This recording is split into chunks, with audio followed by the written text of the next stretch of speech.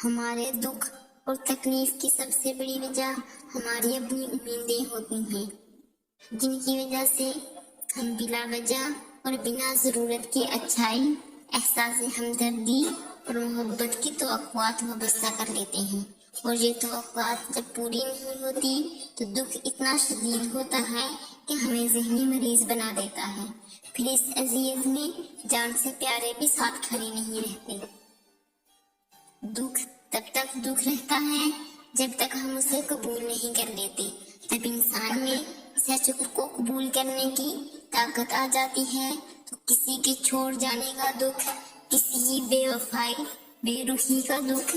کسی کی بے حسی اور آنا پرست ہونے کا دکھ بھی دکھ نہیں رہتا۔ اگر کوئی ہمیں دکھی کرتا ہے تو اسے اس کے حال پر چھوڑ کر آگے بڑھ جانا چاہیے، کیونکہ زندگی بہت قیمتی ہے۔ جب ہم کسی کو یہ احساس دلا دیتے ہیں کہ تیرے بغیر تو میری دنیا اجڑ جائے گی، جسے ہم یہ احساس دلاتے ہیں کہ ہم اس کے بغیر نہیں رہ سکتے، اس کے لیے ہمارے جذبات، ہماری باتیں، ہماری خوشی، آنسو سب بے معنی ہو جاتا ہے۔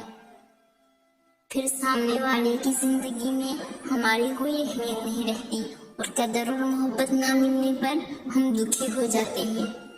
اور وہ دکھ زندگیاں اجاڑ دیتے ہیں، ذہنی مریض بنا دیتے ہیں، اور ہمارے ذہنی مریض بننے پر